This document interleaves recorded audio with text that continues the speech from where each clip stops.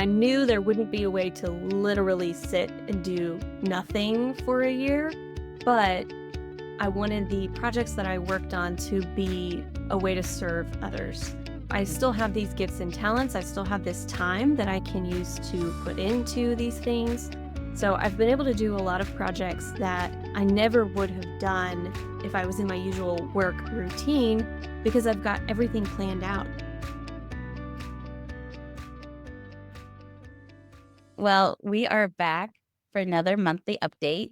Erin is joining me, and we're talking about creating from rest and Erin's Sabbath year and what I was calling my scaling year. And not really sure I want to use that term anymore, but we're just going to go with it for right now. Maybe I can dive into that a little bit later. But yeah, it's interesting. I can't believe it is October. So at the time of this recording, it's October 1st.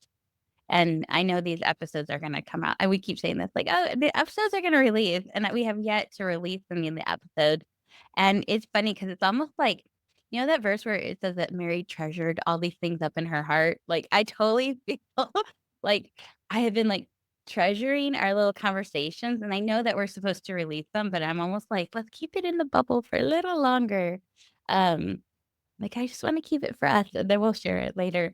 But I do know they're gonna be coming out soon.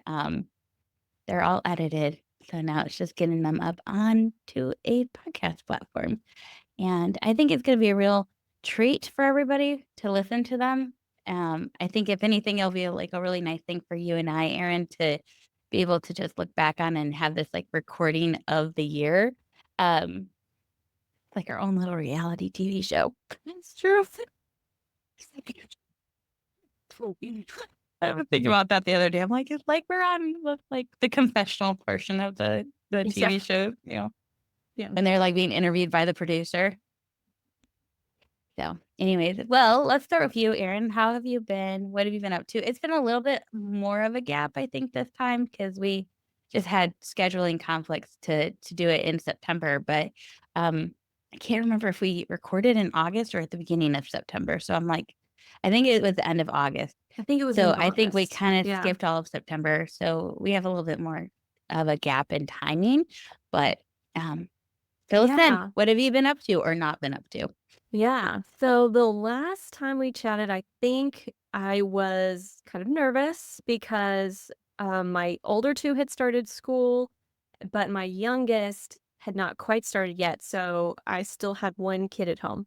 Hmm. And I knew that once that, last shift went, so she just started pre-K 3, so it's 3 days a week.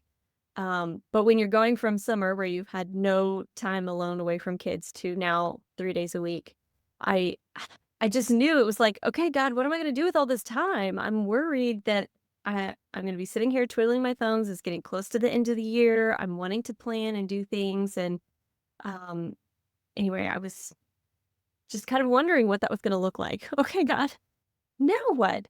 Hmm. And I should have known that he would fill the time. So, let's see, she was back in school for 1 week. The second week, she was out for a hurricane, which didn't actually hit us, thankfully, but they were all home. So that was a lost week.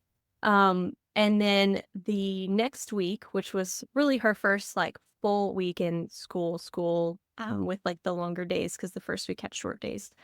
My parents had some some missionary friends in town, and I'll have to be kind of vague about where they are and not share names or anything like that because they do work in the underground church in a Muslim closed country.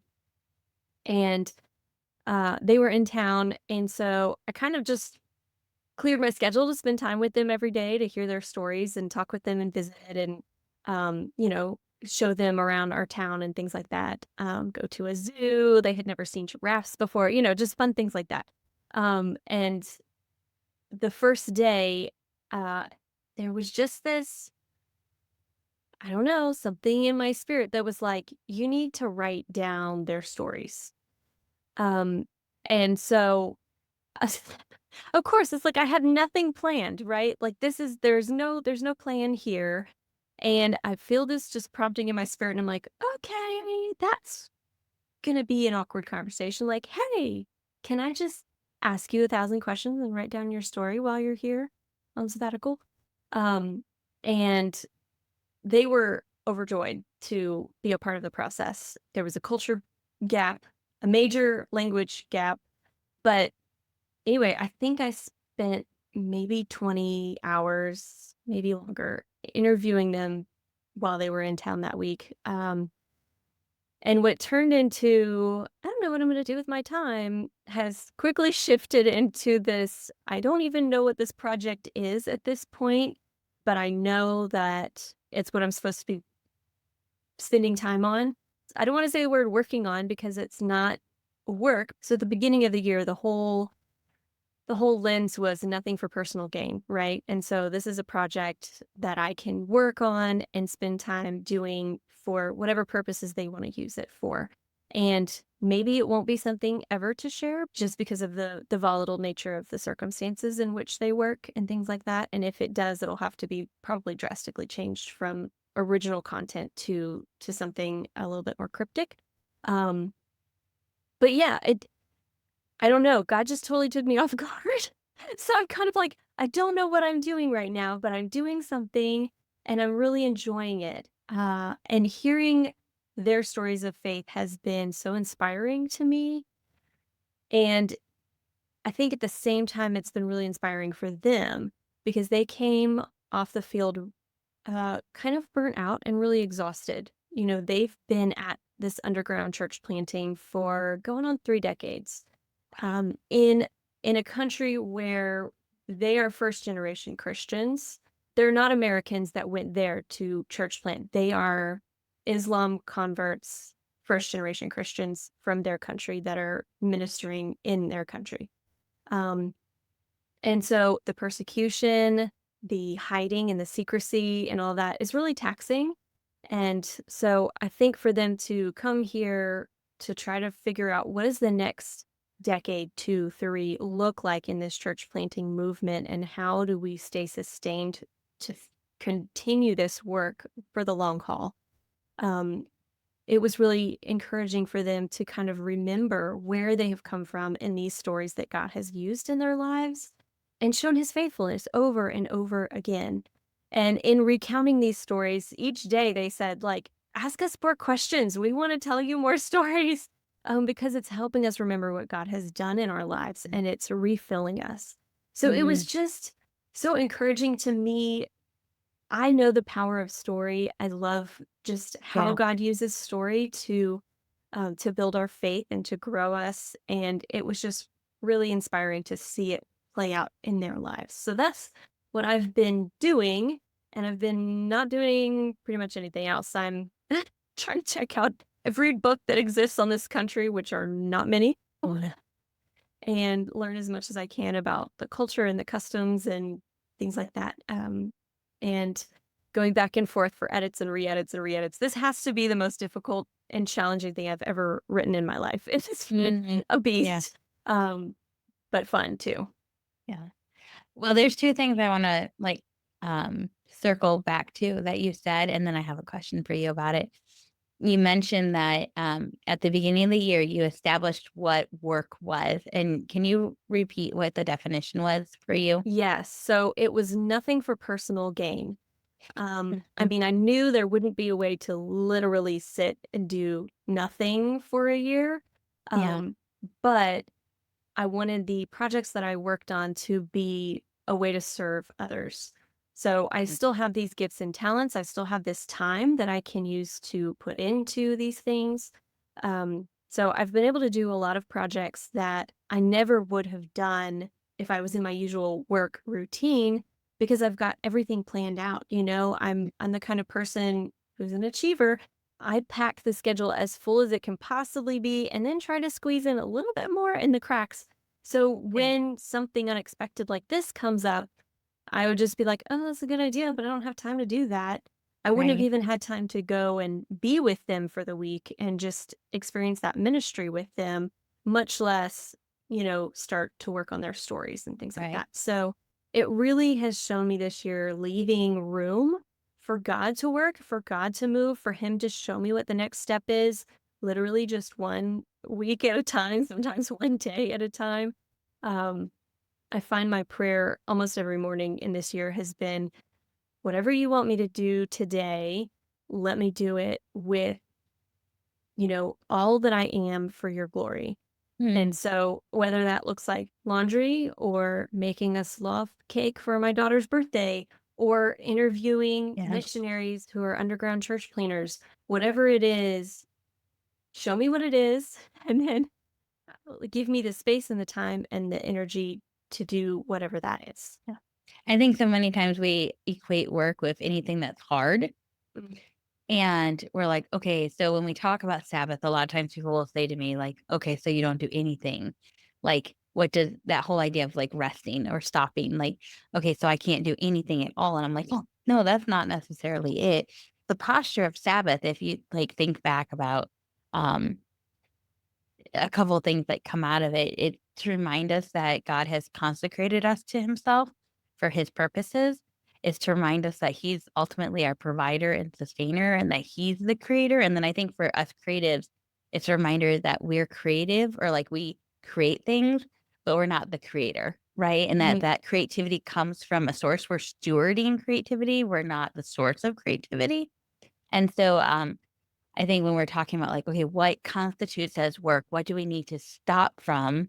What kind of activity creates this idea that we can do it on our own or fills up our pride or things like to that nature? That's the work that we have to stop. And I think in our day and age, it's weird because we have a lot of machines that replace our what used to be work. Um, and so it's a little bit more like clear for the Israelite who's wandering in the desert, right? They have distinctive roles. Like we've got to take care of our house. We've got to take care of our like getting hunting and gathering type things. We need to cook a meal.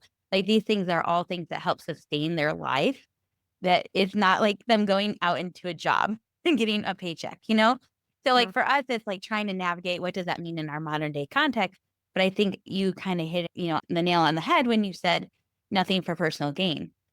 Because for you, anything for personal gain gives room for that pride to grow, that Yeah. sense that you have to sustain it, that sense that you're the one that's the source of that creativity that's flowing out of you, that you're the one who is providing. It's up to you, it's on your shoulders. So I think that's just a really important distinction to make. A And I have second. something to add to that Okay, too. go I ahead. think What a lot maybe? of times we when we start a project like this, if it falls under the work category, then we attach all these expectations to it and suddenly we're striving. Mm, So I was saying this is probably the most challenging project I've ever worked on, and I do not say that lightly. It has been really, really difficult. So in that sense, it has been work, but I don't know what this project is, and I have no expectations for what it's going to become. And so in that sense, there's no, weightiness to it, if that makes mhm. sense. Like, there's no Yeah. weight in my soul, there's no, pressure to Burden. perform, to make it something, Yeah. to make it, I'm not like, "Oh, this book is gonna be the next XYZ, I can't wait to promote it in this," like, and usually, I'm not gonna start a project unless I'm gonna see it become something. Mhm. I don't wanna say worthwhile, but that's what my achiever wants to call it, right? Mhm. Something where I'm gonna see a return from it. Yeah. And Which isn't necessarily a bad thing because when you're working, you have limited time and you have to make sure that the project that you are like I just want anybody listening to like just hear this from us. Like neither one of us would say that it's wrong to have like a plan in place and know what your ROI is. Actually, my daughter and I just had this conversation because she's part of something and they have this project going on and they're dreaming big, and I kinda had to be a little bit of a downer. I was like, "What's the plan? Before you go out fundraising, what's the plan?" Because, mm, like, if you're going to be investing time and money into something, you just need to have, like, a general idea of where you're heading just to make sure that you're stewarding your time and your resources well, right? So the Lord asked that of us. yes, But I think what you're talking to is more of that idea of like having to attach significance to everything you work on. yes, Am I yeah, right in that? Okay. yeah. Yeah. Go because we ahead. can do the work and we can even have a great plan. Like you're saying, we can have a Yeah. plan, we can have a trajectory, and we should because that's good stewardship. But we can have that without this this just weightiness of expectations of what we want it to be. And Mhm.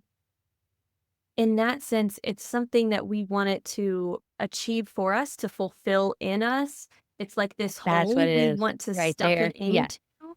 And once we can separate those two, then there's just so much freedom. It's like suddenly, even a really hard task is fun and fulfilling in itself because Mhm. of the creative process.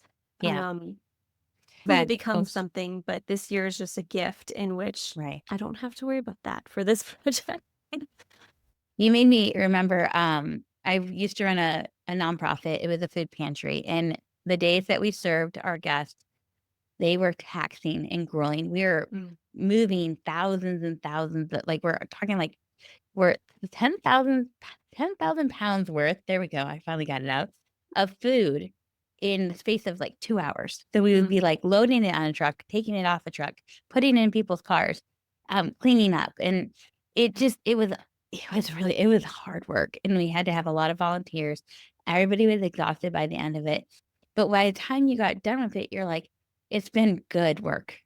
Right? Like, it's been yeah, fulfilling work, and, not to say that, like, everything we have to do has to be for somebody else.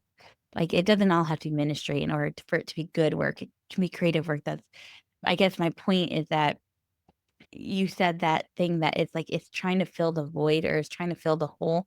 When we're trying to create things to either please others or puff ourselves up in the eyes of others or trying to gain accolades or whatever it may be. That's the point in which we've made our work our idol and we've taken our mhm, eyes off of our creator. And yeah, so I think that's where Sabbath kind of forces you to go. And whether it's a weekly Sabbath or a year long Sabbath, it forces you to go, wait a second, my eyes have totally shifted off of what they're supposed to be on, and I've made idols out of the things I can do and produce. So it is really important for us to do that. The other thing that you mentioned was that 2 things.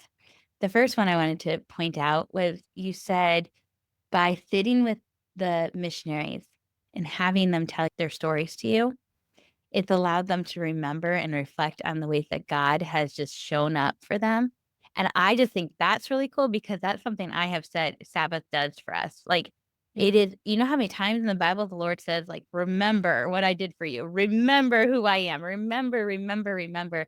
And, like, Sabbath, like, a practice of stopping forces you to remember. I mean, I guess you could stop and not remember, but, like, if you're really intentionally entering into a 24-hour rest or even just, like, a weekly rest or a year-long rest, when you're walking into it with intentionality and saying, "Alright, let's take a look back and see what God has done," it can be so life-giving to remember where you've been and how the Lord has provided for you, and I think that's what Sabbath is trying like a practice of stopping and resting is helping us to remember that we are not our own. We're bought with a price and that God is faithful in that.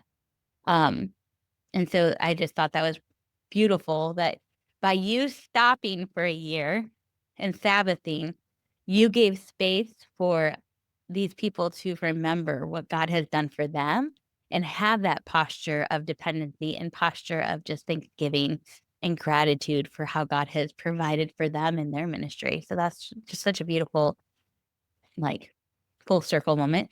And then the other thing that you mentioned about was having this daily dependence on the Lord for what your next steps are. And I loved your prayer that to just follow his will in whatever that may look like. And I think that we often put ourselves in like mom mode, writer mode, mhm, ministry mode, whatever, friend mode. Like we put ourselves into these modes and we forget those are all roles and responsibilities yeah, and that there. like, having that posture of rest and dependence on the Lord needs to permeate every role of ours. Yeah. Like, we can easily become prideful in our parenting, right? We can easily become, um, like, it all depends on me in our Yeah. parenting. Yeah. It's very easy to move into that place of, like, thinking things need to be something it doesn't need to be, having expectations that God never placed on you for the different roles that you're in. And so I loved that you said that your prayer has been to just, Lord, let me to have this posture of dependency on you today in whatever you have for me. And may I do it to the best of my ability. I just think that's so beautiful. So now that I've mentioned all, do you have anything to add to any of that I just said? No, I think you got it all. I just loved those three things. And then I wanted to ask you, we're entering month 10, I guess, of this. We are in the final quarter of the year. Are you finding, like to see that these rhythms of like giving space or margin, are you finding that there's anything you're like, I want to make sure we do more of this in our week? Hmm. Or like by having like this open posture, has it brought to light things that you're like, we have been pushing this off to the side and it needs to be more of a focal point for either you or your family? We have, so let's see, maybe 2 months ago, I read a book, Little Habits, Big Faith, and it was on spiritual discipleship. And the focus is more of like you in relation to your kids. So, as a parent, how do you kind of help them build up spiritual disciplines? But honestly, it's applicable to anyone. And so, I put it into practice with my kids and have seen just a huge change in how we approach God's word and prayer and spending time with Him and how we talk about it in our home. And so that's one thing that I want to keep doing in the future and continue growing on with them. And I think that once again, it's just at the end of the day, which is when I've been implementing these new habits with them. Usually I am done. And honestly, still this year, most days I am done. But it's this knowledge that, okay, I know this is a priority more than Mhm. anything else I did today. So no matter how tired I am, I need to not give into this like, "Oh, it is now my time to sit on the sofa and just scroll because that's what I've earned at the end of my long day," you know? But instead, be intentional with those last few moments. And honestly, even though I'm so tired, it's like once you make that decision of, "Okay, I'm not gonna sit, I'm gonna go to each one of their rooms in turn. We're gonna read each one of their different devotional things. We're gonna spend this time individually, one at a time." Mhm. Um, Once I make the decision, suddenly I'm not so tired anymore. It's like the Yeah. battle was already won just in that first Mhm. moment. And I feel like that's a lot of Sabbath. It's like Mm. once you make the decision, once I decided all the way back in December, okay, you said break, I'm gonna break. Like this is a stop, a full stop. Once that decision was made, I don't want to say the rest was easy because it's been a long journey. Right. But it's been simple in the fact that I know what I'm supposed to be doing and not supposed to be doing. Mhm. So often we want to know, like, God, what do you want me to do? When really we know what He wants us to do. We just want to do something else So true. because it's not always the thing we want to do.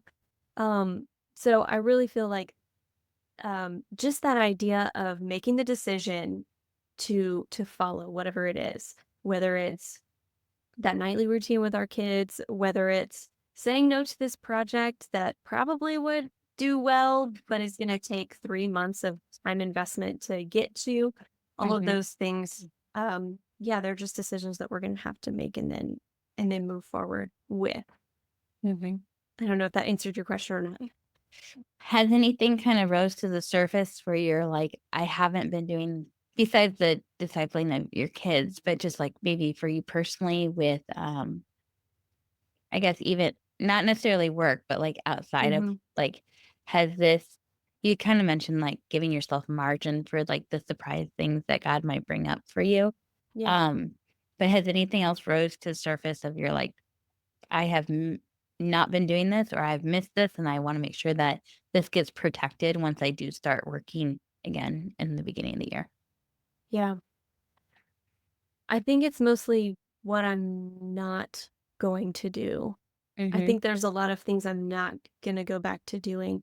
Um, and I will need a new framework question moving forward, but especially this week, or these past 2 weeks working, with this couple, I just have a different perspective on what the church looks like because we Yeah. get so focused on what the American church looks like and our Mhm. ministry to these people in our online space around us or Mhm. whatever.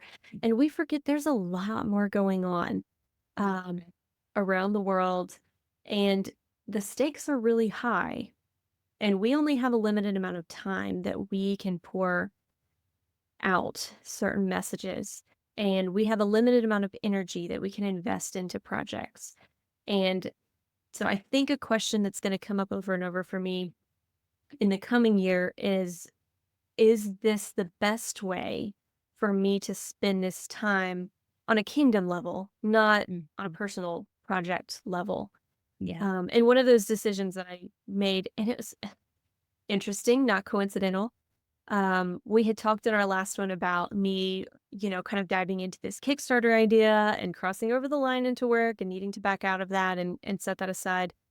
And the more I kind of worked through the end of that, I thought, I'm looking at this year trying to figure out how everything's going to fit because I know this Kickstarter campaign is going to demand about 3 months of my time and attention. Right. And I remember one day, my quiet time, God was just like, so why are you doing it? Like, Mm.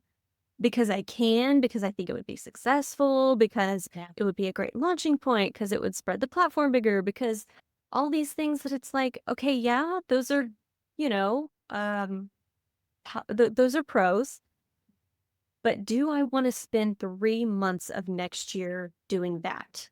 Not that it's a bad thing, but is that what I want to spend 3 months doing? And I had decided no.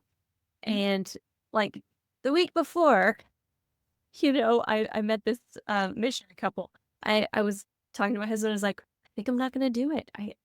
I just don't wanna invest that much time into this project, and maybe in the future, I'll come back around to it. I don't know, no promises, but for next year, I think I wanna spend my time on different projects." And at that point, I didn't even know what those projects were, but immediately this opened up, and it was like, "Okay, I would really rather write their story even if it never became anything than spend 3 months on a Kickstarter that's a lot of bells and whistles." Mhm. Um, I don't know. So funny because my mind is, like, completely, like, of course, kicking into, like, creative mode when you're talking, just, like, unfortunately how my brain works, but I'm sitting here, I'm like, "What about a Kickstarter for this story once you get past all the stuff on it?" Yeah. And Mhm. I was like, how could you do that with keeping everybody's, like, being careful? Because I mean, it Yeah. is legitimately a really big concern for their Yes. Yeah. being, right? But could you imagine if you were able to because like, you're talking about these stories and see, this is the problem part of the time, like, with our brains, right? Like, our creative Yeah. brains, like, we just Oh, start to, yeah. like but as you were talking about them, I'm like, "Oh, I would love to donate to help them," and I was gonna ask you after we got off the call, like, how could we support them, Yeah. right? I don't Yeah. know, like, how to support like, I know some ministries that Mhm. might be giving but I honestly don't know of any ministries that are I'm sure they're out there. I'm just saying, like, I personally don't know Yes. them, but my daughter was just talking about, um, Islamic countries and Mhm. how sad that Christianity isn't a thing in those countries, that they're believing a false teaching, right? Yeah. And to hear that there's this underground church who is, you know, literally putting their lives on the line for Yeah. the sake of the kingdom, you're Yeah. like, I want to help them, right? And how do we do that? And so I think it's beautiful that you want to make sure that you're not like trying to make something out of this than God might have for it. but I'm also excited to see what God may do with it, like Yeah. to see what he might ask you to do with everything that you know. Um, it would be really cool to have a Kickstarter just to like fundraise for their ministry and for that Yeah. church and just bring awareness to things. Cause like you're saying, like thinking about the church and like thinking about people outside of what we think of as the church and what the church needs. As much as I hate it, it's like sometimes our churches are so caught up on like these very superficial, really ridiculous things. Like we could say like first world problems. And sometimes like things Yeah. are legitimate concerns and like legitimate things that people are suffering through. And that's not what I'm referring to. I'm just referring to things like the color of the carpet in the sanctuary. And people being upset about what color got picked.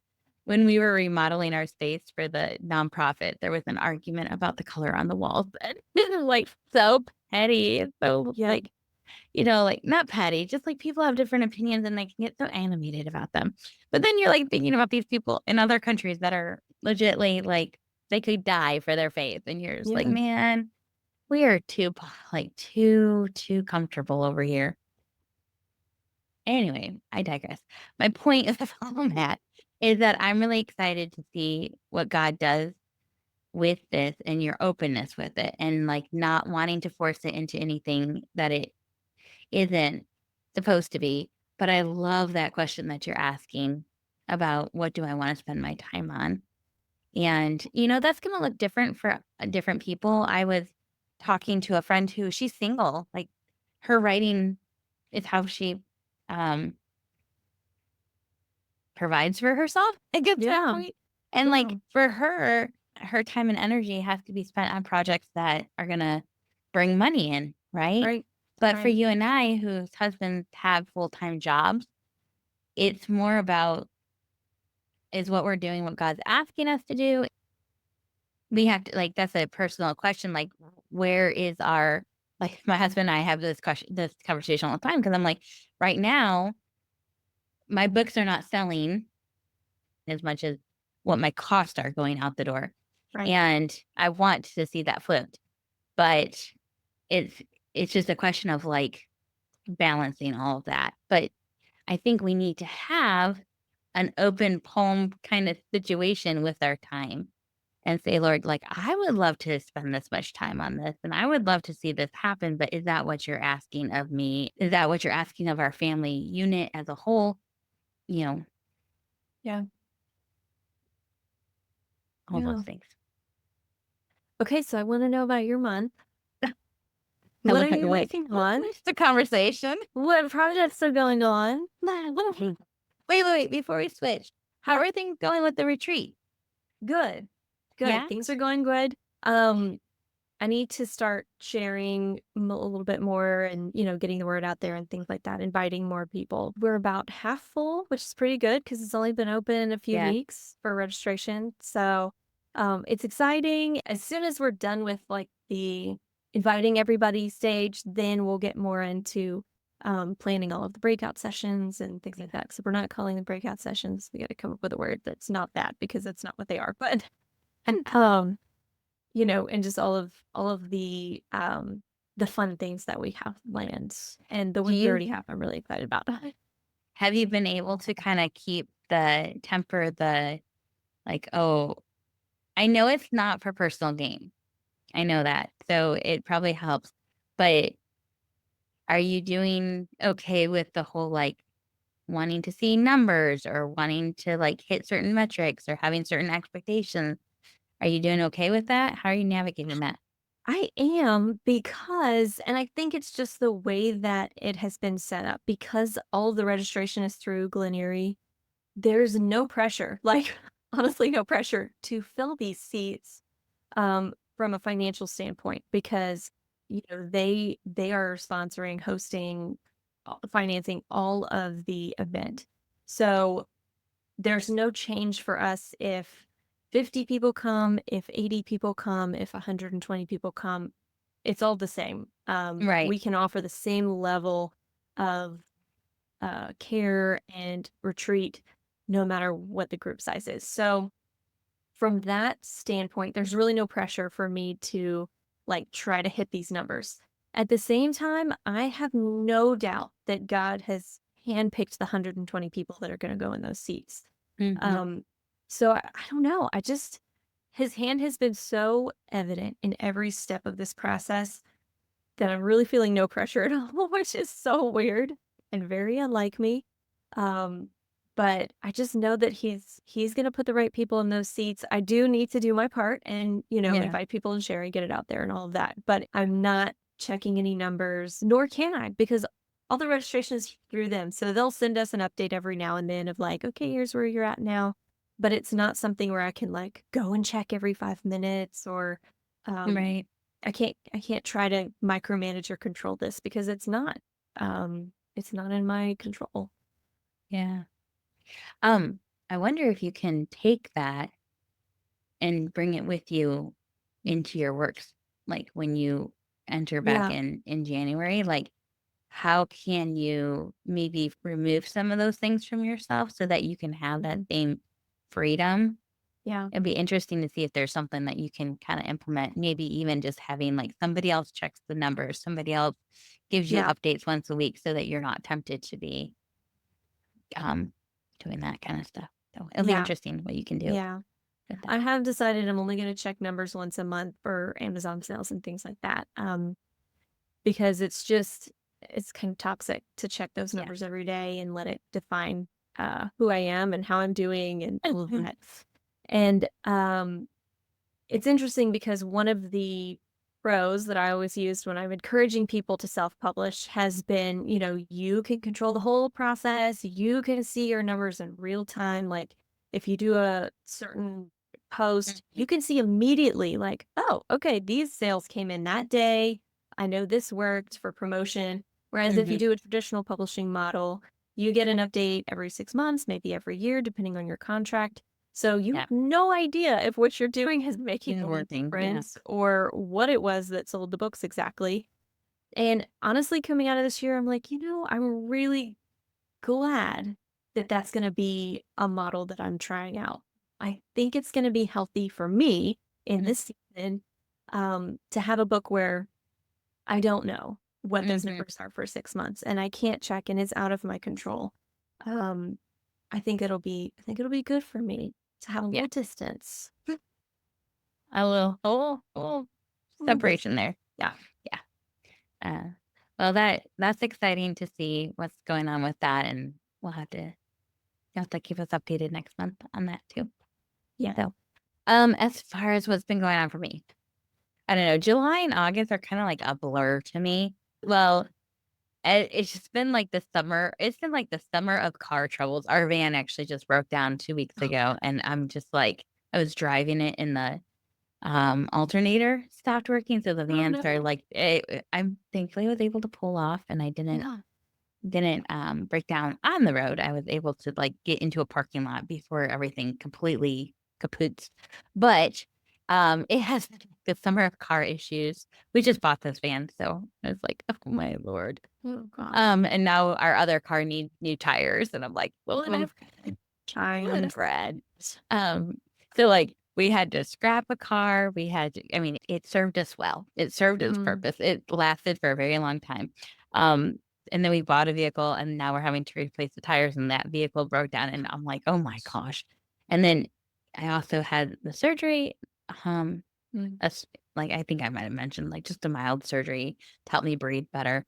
And then, fall, just, like, the getting into things, like, getting into the rhythm of activities and whatnot has just completely it has been a very tough 2 months, and I think what I've learned from how ridiculously hard it has been, is it's been a reminder what I don't want my weeks to look like, because it has definitely been stretching our time and, with just how much driving we've been in the car going to co-op. The co-op we picked is farther away than I really would like to drive, and it's just added so much. It's been good, but it's also I don't like driving that far. But and, it's been the kids are all in soccer, and their practices are all on different days, and then everybody has a game on Saturdays, and it's just been a lot. And, we practice a weekly Sabbath, and it has been very hard to get that 24-hour rest. And we're like, "Okay, well, we're going to still practice Sabbath Friday night through Saturday, and we'll just the games are enjoyable. They're things the kids like to do. We're just going to count that as part of our activities for that 24-hour rest." Forgetting that part of Sabbath is not having somebody else have a demand on your time, Yeah. somebody else having a demand on you and your schedule and your energy and all of these things. And I forgot about that when we said, okay, this is what we're going to do. And Mhm. it has been amazing to see how much my just physical, emotional, mental well being has just been kind of suffering a little bit from that, like heightened stress. And not just me, my kids, like to see how much Mhm. they're just kind of like stressed out from everything and like trying to get work done amongst these weeks that are just like been crazy chaotic has been like near impossible. It has been so hard. But I think it's been good in that it has helped me remember what I don't want our weeks to I don't want my kids stressed out. I don't want me stressed out, right? Like we don't need that. Um, it's not necessary, right? And Yeah. so what can we do in the future to make sure that that's not a reality again? And so sometimes I think we need those seasons to just be reminded of what we don't want. So yeah, so July and August and September has just been like crazy chaotic. But some really good things have happened for my business, Homeschool Directive with my mom. We've been able to rebrand and do some really cool strategizing and just getting a plan in place for the next coming year. Um, so yeah, so it's been good to be reminded what I don't want my weeks to look like. So at the flip side of that, I've been trying to figure out what I do want my weeks to look like, especially with this idea of scaling. I think I might have mentioned this in the last episode. Um, God has just been like reminding me that he has asked me to set down roots for this year so that I could grow next year. So while it's a scaling year, it's scaling in a more of like preparing for scaling. I think it's what it has been. And it's been really good in that regard. Got some real good clarity for Homeschool Directive, which is the business I co run with my mom. We've been able to make some strategic decisions, and that's happened in the last couple months. And then for for my author brand, it's been a lot of contemplating, a lot of thinking through what does it mean to move forward with the author brand and how do I steward it wisely because it has been costing us quite a bit of money. And how can I steward that better? What does that look like? How can I not just minimize costs, but increase the income that's coming in and growing this because it is something that we want to be a family business. My husband does not want to stay in the corporate world for the rest of his career. And so we're just been trying to talk through what that might look like. The last couple weeks I worked on the strategic plan for the next year and a half for Homeschool Directive, but then I also did something for um my author brand and uh I took both of those strategic plans and I created an Excel doc where I layered all of like the next couple of years, the different milestones my kids are hitting. Like my daughter will be starting high school next year. Um, I turn 40 next year, like just some of these milestone things. And then also layered just some of the things that are really priorities for our family and goals that we have. And so layered that on alongside of like the stewardship of Homeschool Directive and the stewardship of Dearborn Mary, which is, my business. That's my author brand. And by layering all that, that was really good for me to see and be able to, like, slow things down a little bit, I guess, and to be able to say, "Okay, I want to see these things happen." And some of that came out was being able to articulate, "These are the foundations of my business that I wanna be true." what can I do now that can help establish that over the next few years? And so that has been really good for me to articulate. And then I took all of that and sat down with my family and said, I put it all up on the screen. And I actually went through, and this was the talk about the practice of remembering and reflecting. I went through where I have been as an author the last 5 years. And so Mm, I showed my kids exactly not just the books that I've released, but the opt-ins I've created, the YouTube channel I have, the Instagram profile, the email list, all those things. I showed them numbers. I showed them royalty earnings. I like pulled back the curtain on everything. Now my kids are 13, 11, and how old's the youngest? 8. And like I still kept it pretty high level for them, but I really did pull back the curtain and show them all the numbers, all the things. And they're like, "Mom, you only sold 12 copies of that one." And I'm like, "Well, that's because I haven't promoted." It's the, journal the prayer journal for entrepreneurs that I created last December that I really made for me to be able to use. And so I had, like, only so many copies, and then I was like, "Well, actually, half of those were ones I just bought and gave to friends." I'm like, "So it's even lower." They're like, "Mom."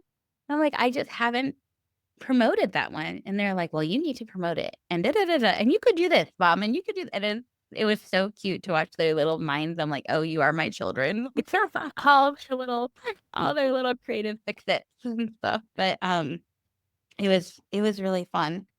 And it was really good for me too to be like, "Oh, wow, Lord, like, look where you've brought me." Like, I started with 0 in 2019, and where I'm at now is just a totally different place. And, it was really good to remember, and then to be able to say, "This is where we've been, and this is where I would like to be over the next with this big goal in 5, 5, 6 years. Here's my big goal, and this is where I would like to see us heading." And, um, it I think it gave my kids a little bit more of a buy-in. I'm like, "Here I've been saying," and this is where at the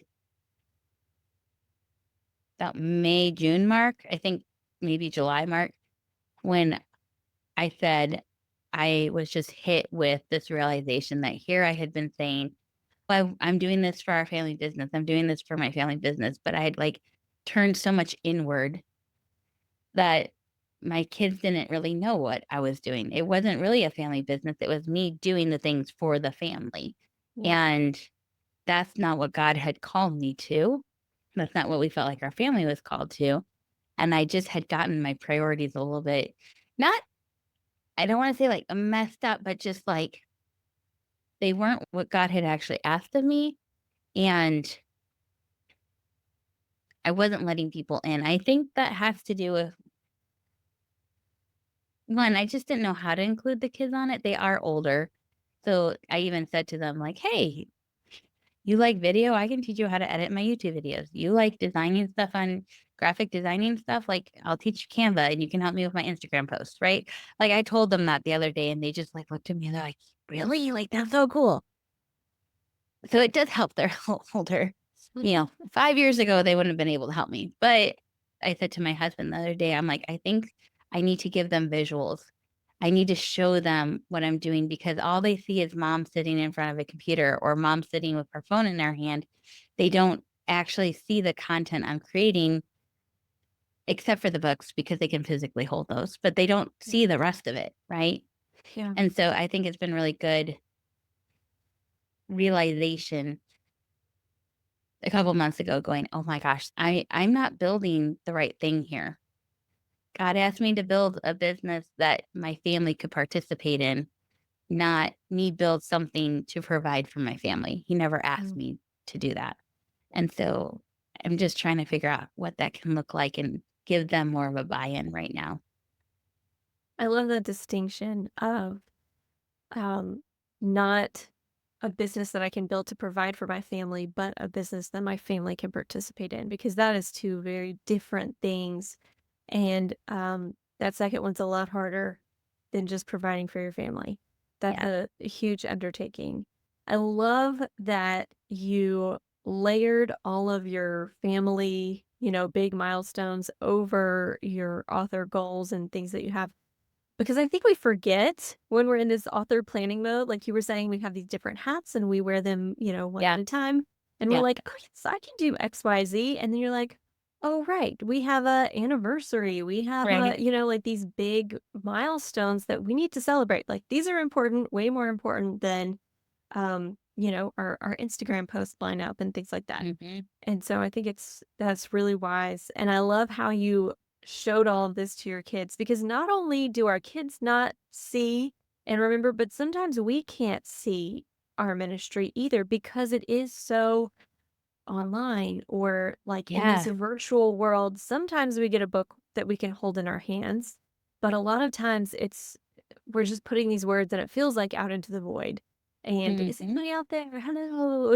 Yeah, and um, I speaking of, like, not checking numbers, I kinda had gotten away from checking numbers because they were just so discouraging yeah, by the end of last year, and I was just like, "Whatever." I check my royalty statements because I have to send them to my bookkeeper, like, every yeah. quarter, and that's, like, really the only reason I do it, and so, like, I had been doing, like, my royalty statements, so I kinda knew where things were at with my books, and I knew what my email list number was, but breaking it down by, like, opt-ins, like, how many people have opted in for this opt-in?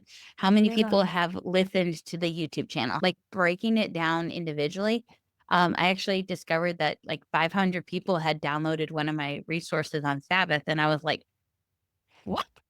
I had never even promoted it. It Yeah. was just purely off of people hearing it on the podcast or coming across it on the website, and, um I'm like, 500 people.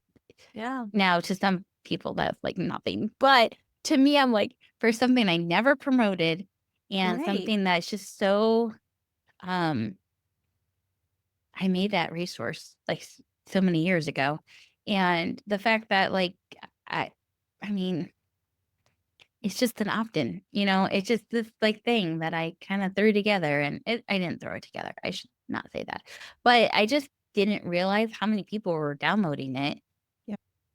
And then after I realized that, I was like, I changed some things as far as, like, back-end stuff. I'm like, "I hope that's still connected properly." So But one of the things that came out of doing that exercise was I would say something and the kids would be like, "Well, why is that number like that?" Or, "Why is that number?" And I'm like, "Well, I didn't promote that very well," or, "I promoted that well at the beginning, but not so much now." And I just kept saying that over and over again. So my husband was like, "So what are we learning from this exercise?" He's like and they're like, "Mom doesn't have time to promote." And he's like, "Yeah, exactly. Let's figure out how we can give her more time to actually get these things done." He's like, "But also let's recognize that, like, mom has created a lot of things, and isn't mhm. that amazing what she's been able to create?" And I was like, "That's so kind." Aw. Right? And like you said, like, it was just nice to be able to be like, "Oh gosh, I hadn't realized how much I had made." Yeah. And, like, even just being like, "Oh, and I made this opt-in, and I made this opt-in, and I made this one, and there's this one too," and, like, oh my gosh, and I'm like, "And there's probably more that I did, I just can't remember at the moment." You Yeah. know? So, I can't remember where I read it, but somewhere they say that you overestimate what you can get done in a year and you underestimate what you'll get done in 5 years. yeah, So I think when we think of 1 year, we're like, "Oh, I wanna do all of this stuff," and then it doesn't happen, and we're like, "Oh my gosh, such a failure." But like you right, said, when you look back over 5 years, it's like, I don't even recognize this author I was 5 years ago. She right, was I just knew such a different nothing. creature, you know? She was Um, I don't even think the author 5 years ago would have even like, I mean, 5 years ago, I was joining Hope Writers because I yeah, wanted to know how to get my novels published, and I knew they had the secret.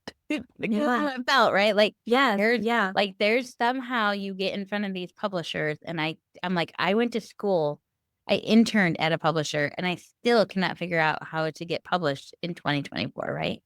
Or, yeah, well, at the time, it was 2019. And I'm like, I wanna be a part of something where they can tell me, where they're interviewing editors and they're interviewing agents, and those people are gonna tell you the secret, and so that's why I joined, and now today, I'm like, I don't even wanna be traditionally published anymore, and there's all yeah. these issues with this. A lot It has happened in the industry in A 5 lot years. has happened in the industry in the last 5 years, yeah. Yeah. And recognizing that authors just need to have more, like that author 5 years ago was looking at, "What do I need to do to be accepted?" Mhm. And now the author that I'm hoping I'm becoming is more like, "What can I do to steward this creativity well?" Yeah. And I think that needs to be a question for anybody, like, whether that means going with a traditional publisher or self-publishing or whatever God has for you. Are you stewarding what he's given you, the resources he's given you, the time he's given you, the talents he's given you? Are you stewarding that well? And I really feel like that's what all of like the whole Sabbath principle is based on. It's like by resting one week, you're saying, like, Lord, I know ultimately this is yours. Yeah. None of this is mine. And then the rest of the week, may I steward it well because I know Mm. in a week I'm going to be right back here remembering that this is not mine, it's yours, and I better be stewarding well, you know? And Yeah. so, yeah. Mm. All right. So, any new projects? What are you working Yeah. on? New project. So, yeah, man, I started this year out being like, I'm gonna release 2 novels, I'm gonna do this, I'm gonna do that, like, da, da, da, da, and, like, oh my gosh, it was, like, such a blow to go through the beginning of the year. Like, I mean, I'm sharing that because right now it is October 1st, and I had plans to have 2 novels out by this time, right? Mm. And, I had plans for so many things, and that was January, beginning of January. By the middle of February, all of that had been adjusted and then adjusted again by the end of March. So, yeah, so that was beginning of the year. I was all, like, planned out for the year, and then by February, finding out that I was pregnant, I kinda adjusted things, and then by the end of March, not be pregnant and be in a season of then having to adjust everything again was just it was really hard to walk through all of that, but it was really refining and good, and so even now, walking into starting to look at, like, what's this next year gonna look like? I've been praying about things and just asking the Lord, like, what and one of the things that came out was, like, "You're not even stewarding what I gave you well." Like I said, I haven't promoted these things. These things that God already gave me, I have not done the stewarding of, like, promoting them as well as I could have. Now, I do not hold myself to the same standard with my first book, Rest and Reflect. I mean, that book has sold 300 copies. I knew nothing when I put that book out. So, like, the fact that it sold 300 copies was pretty amazing. Um, but now that I know other things that I know, it could sell more, right? And it is out there and it could be done. There's just some minor tweaks and things that I could do to take it to the next level. But I have all these other things that I've created, and those are not being stewarded well. And so just that reminder that the Lord has already given me stuff to do, all that to say that as I have been looking at what the next year looks like, what are some of those roots that I want to put down? What are the things that I want to actually focus on? Um, one of the things I've been praying about is like, who do I need to collaborate with? Like, it's funny because I would write down, like, "Thank you for the collaboration with Erin this year with this what we're doing right now." And then I would write, "What other collaborations do I need to be open to?" And I have been praying that all year long, and then, um, you and I are in a writing group together, and we were on a call with the rest of our writing group and, like a writing accountability group, I guess is what you could call it. And, somebody brought up this idea of all of us collaborating together on a project. I'm like, "Oh, that sounds good." And then she's like, "And Rachel, I think you should kind of be, like, guiding it." And I was like, what now?" And so I was like, "Well, I'll pray about it," right? Because that's what you say when people try to volunteer you for stuff. And, so I went back to the Lord and pulled up my kind of what my plan was for next year, and as soon as my eyes landed on this particular project, I knew that this was the one that I was supposed to collaborate with others on. And so that's exciting. I am tentatively scheduled for spring. Um, So I'm excited about that to work on that project. And then, also I was like, okay, before I had even that project came to light, I had been trying to figure out where I was gonna put the novel that I've been working on that I know is supposed to come out next year. And I was like, really?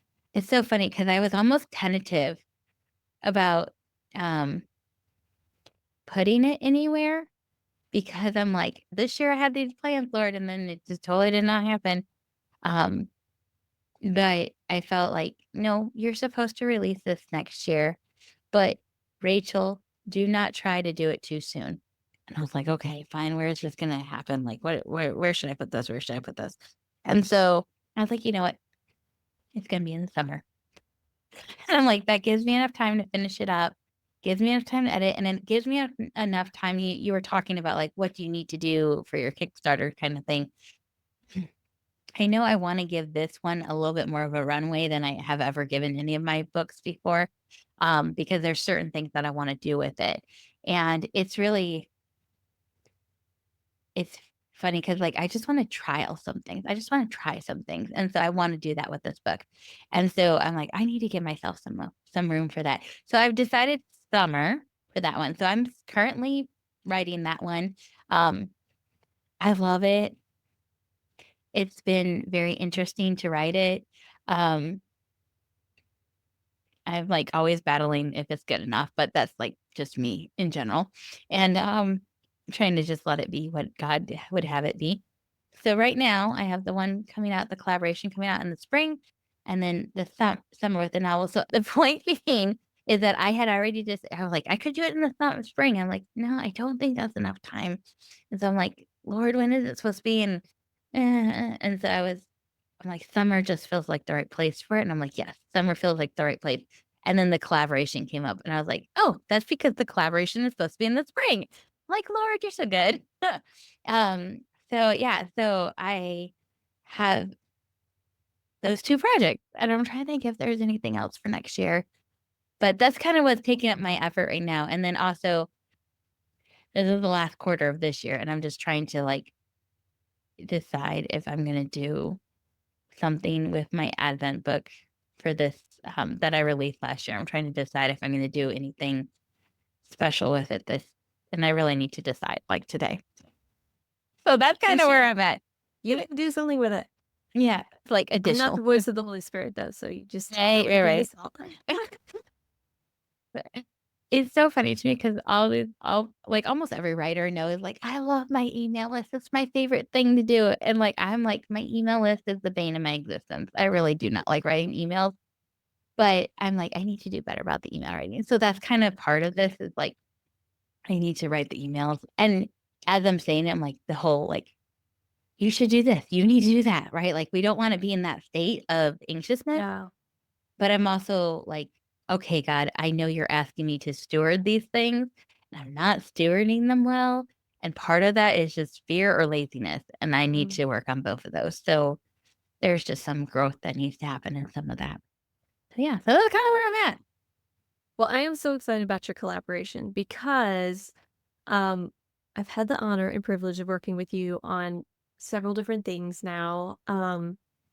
And I was in that meeting whenever they brought up this collaboration, and your face just lit up.